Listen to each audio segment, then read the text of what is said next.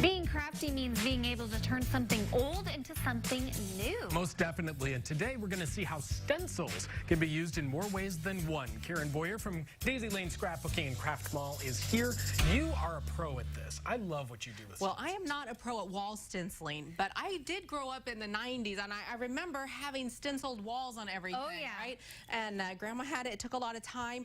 Well, stencils are back, and they are more friendly than ever. Yes, you could still use these on your walls, but that is not what we're going to do today. Okay. I'm pretty sure when we were in Farmer City, I had a stencil tattoo, so you can even use them for tattoos. You know, they're multifunctional, but I mean, it's a good point. It's a decorating technique, but it can go beyond the walls. It can go to what you're wearing. That's right. One of my favorite projects is this cute little jeans. I made these for my 6-year-old, and I had a pair myself too. And by using archival inks, it makes, and you heat set it with an iron, it makes it washable so it doesn't come out. Wow. And everything is about upcycling clothing right now. And so this is a great example of how you can just take a pair of jeans, maybe they have a stain on them, maybe they don't, but really jazz them up. Yeah, I love that. And I love the idea of being able to reuse some of the things that maybe you wouldn't want to, you're getting it new life. Right. Yeah. And the canvas bags, they're just everywhere. You can find inexpensive canvas bags.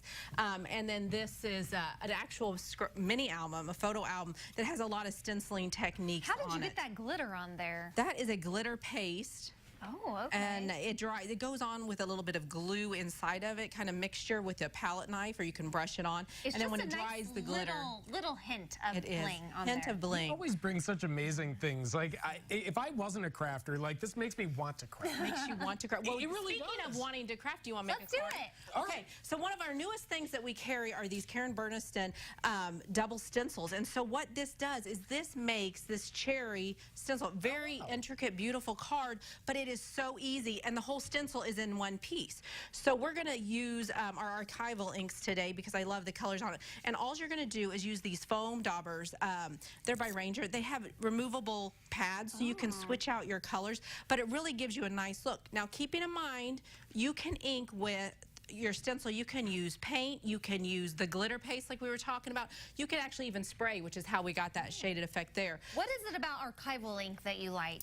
Well, I like the colors in this palette, and archival ink means it's going to be waterproof. So whether we use it on a scrapbook page and it gets wet, it's not going to fade, or for the clothing applications, it's really great. You can just use it, or it's easy enough you can use it on paper. So just simply ink up, you hold your stencil in place, no need to even, and I like to just give it a little bit of twist. And so, come on, Matt, you can do that part. I could just do that. twist. I'll hold for you. All right.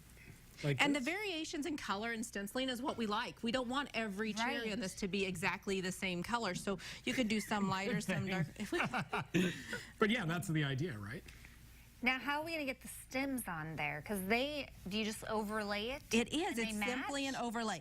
And so by using the archival ink, it's going to dry really quickly. So we simply move this, and then when you move it down, they are designed to perfectly line up and give you that. So, cool. Heather, you want to do the green?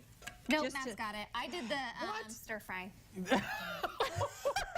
You hear this, Karen? Do you see what I have to deal with? We're putting him to work today. You're totally doing that. But you know, I'm a great example because Heather actually does some crafting, and I'm not that kind of person, or at least I didn't think I was. But look, even I can do this, and I love this idea. Now, what are you going to do with this when you're done?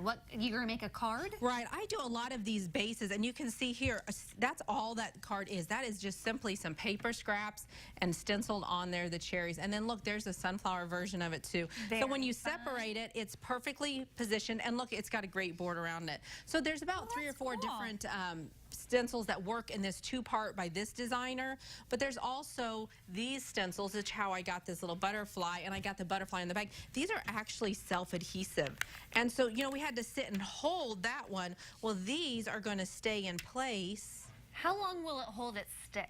It will hold its stick until it doesn't. It really depends on what if you're going to stick it on burlap over and over and I wash mine, I put them back on, and I just use a baby wipe. On the back, yeah. So, you wash them? Yeah, with a baby wipe, wet water. Just stick it back on there, rinse it off, and the stick stays. But I've done all my fabric with these and paper. When you start, though, going to burlap, it gets a little So let me ask, so for something like this, you've got, you know, what, 4 different colors here, basically. So would you just get crazy and multicolored? Or? Right. Well, on this one, that's exactly what I did. I put the stencil on the jeans, just like that. And I did a couple areas in the blue, and then I blended into the browns and the greens and the reds. Really no rhyme or reason to it, and the colors blended well together. I think that's an important part of mixing the colors. If they look good off of your project, they're going to look good together on your project. So match them up accordingly. And I like this because it's good for advanced crafters who can really do something like the jeans, or for the basic folks, like if you're trying to do a Father's Day card or a Mother's Day card or something, you can start out simple. And it's not a lot of cleanup and not a lot of mess. Fun stuff. Glad they're making a comeback. That's right. Yeah, Scrunchies are next. Hey, to see all the store has to offer, be sure to visit daisylane.com. Hey.